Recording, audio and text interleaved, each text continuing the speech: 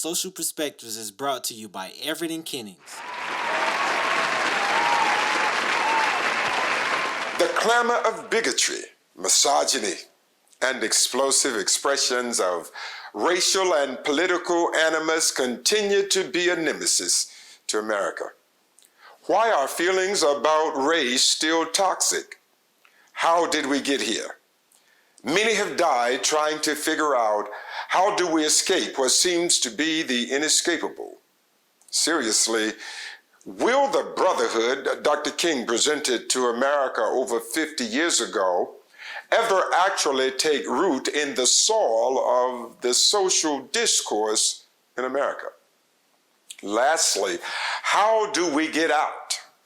Or are we forever doomed on what many believed having racial equality in America is a constant hamster wheel engagement where movement never turns into real progress and activity of equality seldom results in any semblance of achievement? America, let's do better. We'll be right back.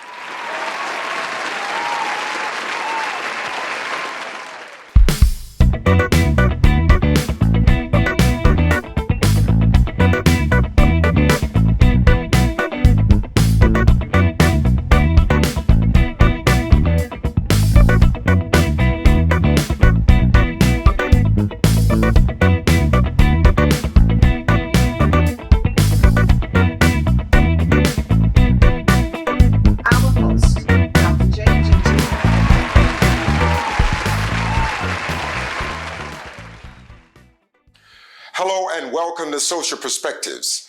I'm J. Gentile Everett.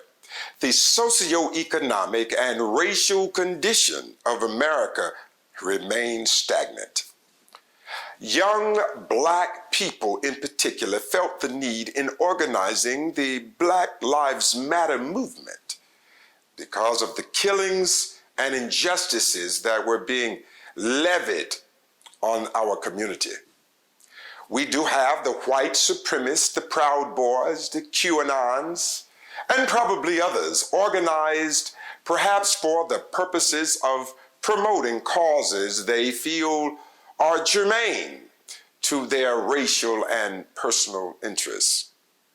Throughout my adult life, I have wondered, why is this phenomenon called race such a critical matter of society? What was the impetus that nurtured and fortified its significance?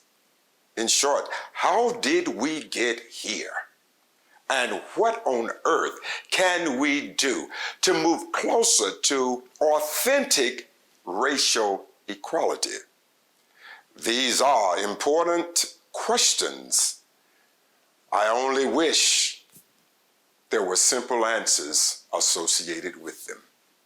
I guess the first place we should start is to consider how America succinctly came into existence. European nations came to the Americas to increase their wealth and broaden their influence over the world affairs. Let's have a minute or two reflection on what really happened. What inspired England to come over to America? And in the words of Eddie Murphy, what was it all about coming to America? The Spanish were here first. Europeans came to explore the New World, and yes, they started to settle in this new land that we call the United States by 1650. However, England had established a dominant presence on the Atlantic coast sometime earlier. The first colony was found in Jamestown, Virginia in 1607. Many of the people who settled in the New World came to escape religious persecution. That's true. The Pilgrims, founders of Plymouth, Massachusetts, arrived in 1620. In both Virginia and Massachusetts, the colonists flourished with some assistance from the Native Americans. New world grains such as corn kept the colonists from starving, while in Virginia, tobacco provided a valuable cash crop. By the early 1700s, enslaved Africans made up a growing percentage of the colonial population. By 1770, more than 2 million people lived and worked in Great Britain's 13 North American colonies. Now, let's understand the context. Wealthy white men from England migrated to America for the initial purpose of increasing their wealth and expanding their influence over the affairs of the world. Did we really get that? Do we really see the initial purpose for coming to establish a new land, what it really was about? Yes, it's true that there were interests in people trying to escape religious persecution, but their primary zeal was twofold: money and power. This should really sound familiar, given the state of social and economic affairs going on in which we find ourselves right now. No one can legitimately refute that America is a wonderful land of opportunity, particularly for some. But to many, it is still a wasteland of oppression. The powerful and wealthy continue to shape and carve the country to the whims of their own imaginations. This is an effective approach in maintaining a tight grip the elite has over the indigent.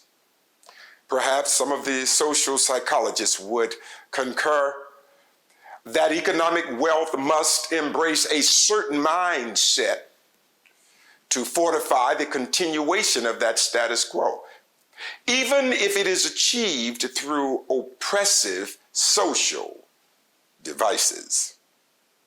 Jesus said on one occasion, "The poor will be with you always." Solomon says in Proverbs that the rich ruleth over the poor. And if we are to embrace this concept through a misinterpretation of the scriptures, that rich people were perhaps elected by birth to be rich, or being rich was a divine endowment and it did not come through any employment endeavor, and God just meant for certain ethnicities to rule our country. If that's true, why was there the implementation of a democracy? If we are indeed a country embedded in the soil of an authentic democracy, why do we need an electoral college to certify the election of our presidents? Well, the vessels used to transport the early cargo from England to America are gone now. The redcoats and musket guns are all gone. The colonial lifestyle, selling slaves and housing their sun-baked skins in huts and shanties along the meadows of the slave owners' property, all of that's behind us, it's gone. But I submit the original impetus burning in the veins of those who left England for money and power yet lingers, looms, and is levied on all people of color, because the end result is unmistakable by so many. They feel America belongs to the race reflected in the skins of the founders, and all others who occupy her lands should know this is my land and this is not your land. We'll be right back.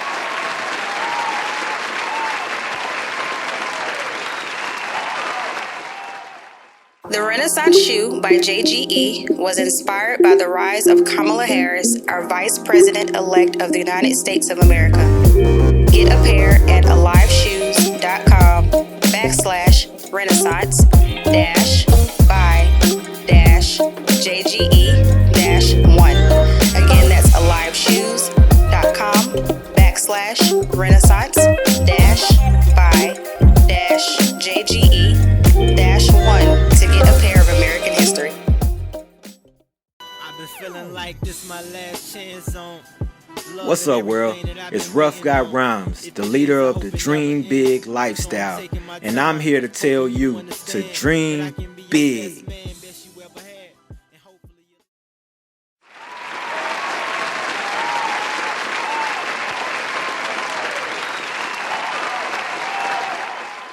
Welcome back to Social Perspectives.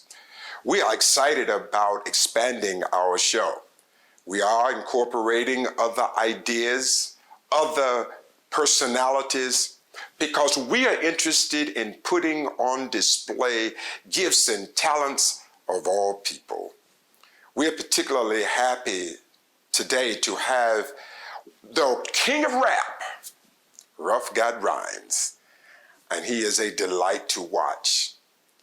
We also will present the Renaissance lifestyle, to try to offer our viewers an idea of what the Renaissance lifestyle is all about. Succinctly, it deals with multidimensional living. It teaches that we do not live in a box, and everything that is dead should be placed in a sarcophagus opening, a place for dead things. So we're going to take this opportunity and say to you, stay tuned, because we're excited to present this incredible young talent, Rough Guy Rhymes, the king of rap, my man, Adrian Ruffin.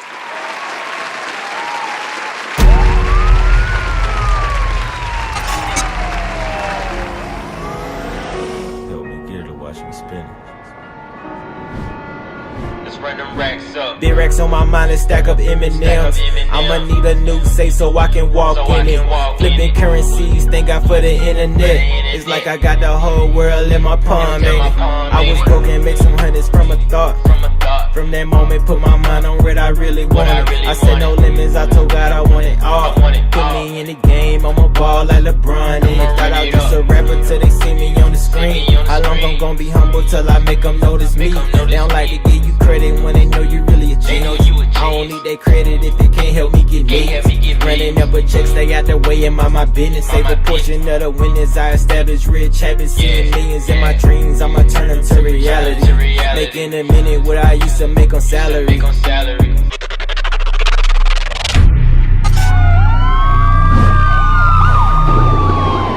Big racks on my mind and stack up M&Ms. I'ma need a new safe so I can walk in it. Flipping currencies, thank God for the internet. It's like I got the whole world in my palm, baby. I was broke and make some hundreds from a thought. From that moment, put my mind on what I really wanted. I said no limits, I told God I want it all. Put me in the game, I'ma ball like LeBron. And glad I made myself a boss, can't nobody fire me. Create jobs, tell the world that I'm hiring. Nipsey say the best that you can do is inspiring. So I had to get it out the mud to show it's possible. I was on my bed, but I had faith that I bounced back. Put a plan together, made a move, and I got racks. Make it come so fast, can barely tell, they don't spin it. Call the fam, come get what you want from the dealership, I'm going in. Big racks on my mind, let's stack them to the ceiling. Bed money, go to sleep, wake up with me. Big racks on my mind, let's stack up M&Ms. I'ma need a new safe so I can walk in it. Flipping currencies, thank God for the internet. It's like I got the whole world in my palm, baby. I was broke and make some hundreds from a thought. From that moment, put my mind on what I really wanted. I said no limits, I told God I want it all. Put me in the game, I'ma ball like LeBron. And D-Rex on my mind, let's stack up M&M's. Flipping currencies, thank God for the internet.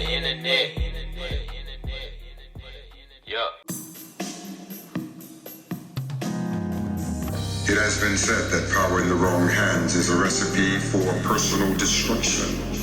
This has never been more true than in the life of Dominique Washington. Her gains would become her grief. Her unbridled lust and selfishness would be interwoven in her plots. The shocking revelations, jaw-dropping surprises emerged when she realized the lack of a personal core makes one hollow inside. Hello and welcome, my brothers and sisters, to an exciting program we have for you on Social Perspectives.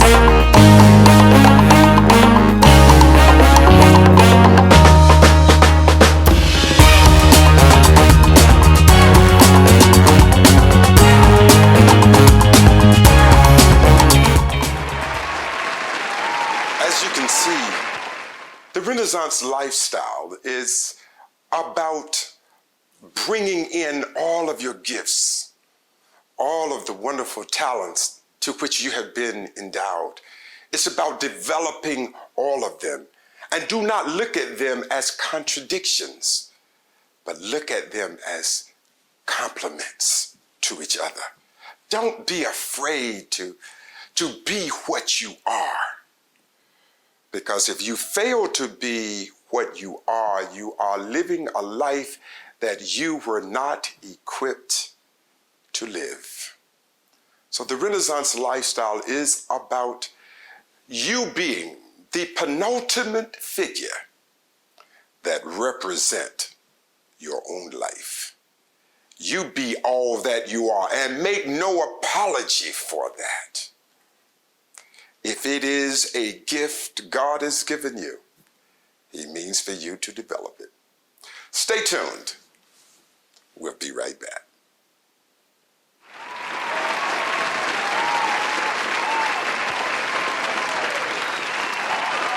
I want to make sure that all of you catch, this is my newest album, just came out. We're real excited about it. It is a concert that was done along with a song that means so much to me. It has to do with love only comes from above. Please make sure you get your copy. You can get it by simply sending us $15 to the Renaissance Ministry, MBBC, P.O. Box 1078, P.O. Box 1078, Fairmont, North Carolina, 28340. And for $15, we will send you your own personal copy in the mail.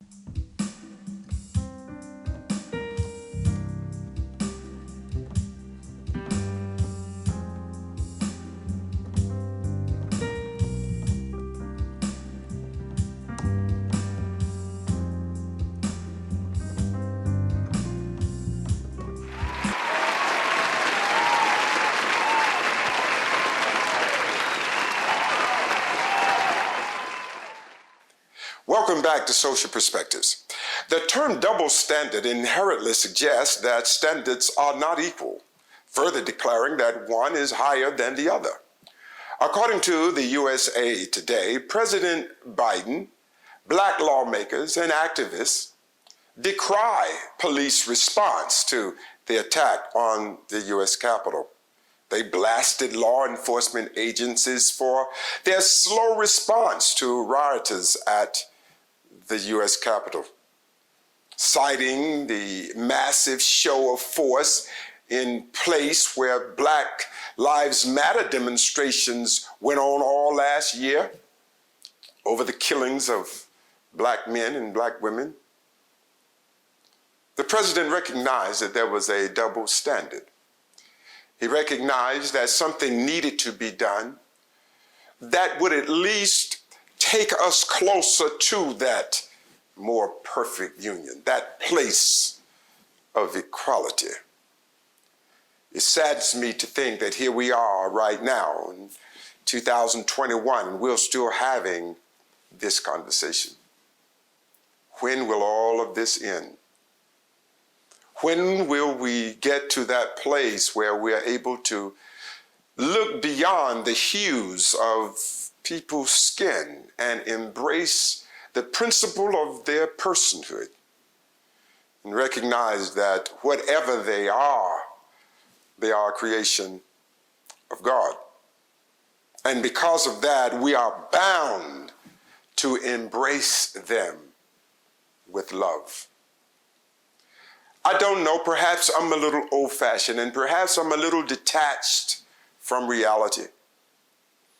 I recall vividly my mother telling me how trusting I was and how perhaps I trusted too much and perhaps I looked too much at for the good and I would overlook the glaring bad because of my own spirit of naivety.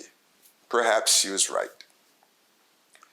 But even after all of this time, I still believe the world is not just a corrupted place. I do not think it's simply an extraterrestrial ball of ugliness and corruption. I still want to believe in the greater angels. I still believe that there's a lot of goodness. And too often we don't talk about the goodness. We spend too much time talking about the ugly, so much so until whatever you feed is what will grow, and whatever you starve is what will die. I'm asking all of you, my brothers and sisters, let's spend a little bit more time talking about the goodness of people instead of always putting in platforms and in places on glaring display the ugliness of humanity. Let me say this to you. Our show is getting ready to make a move. We are moving in another direction in the weeks to come. I look forward to sharing it with you. We're going to be talking about the good things that make us who we are.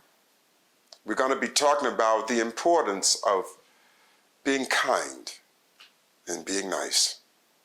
Because I still believe in the end, kindness and being nice will always soar far beyond the ugliness that we bring to our world. I don't know when or how we will get there as a nation, but I do believe it's time for us, if we can't be anything else, if you can't pay your taxes, if you can't pay your health care, if you can't pay your light bill or your mortgages or rent, and if somebody owes you and if somebody keeps promising something to you, never bring it to you. All I'm saying, we can at least be nice. We can at least be kind. We do not have to turn our issues into uncivilized, colossal contests of supremacy. We do not have to speak in disparaging terms to each other. We can at least be nice. And I often tell people, even when people harm you and people have done you wrong, that does not give you a license to be ugly. There is never a license for that. Because I want to tell you, whatever your issue, whatever the problems that you may face, there is an end to all of them, because there is an end to all of us here.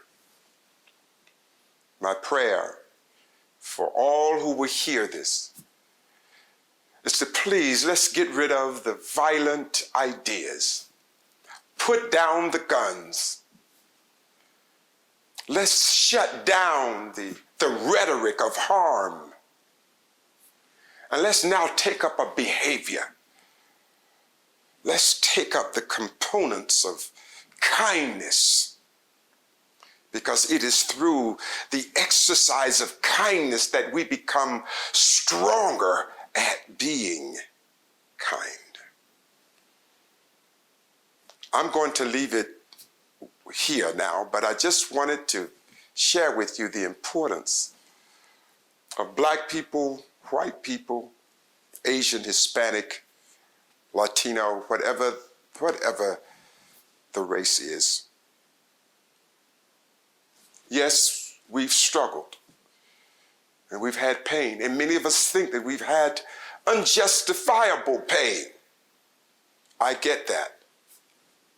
But don't let the pain pain you to the extent that it pains you to another person you never planned to be. Embrace kindness and embrace nice.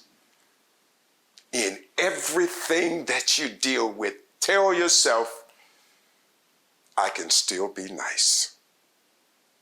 And watch what happens to the wonderful life that you are putting together for the rest of your life.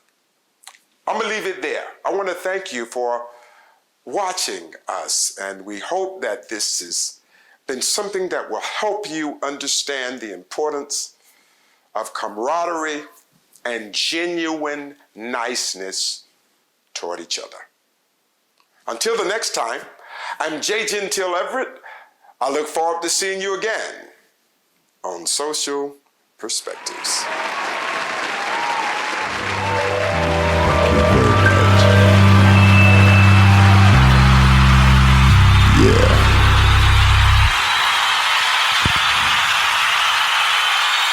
Give me a little bit more on this mic, brother. Let's do this.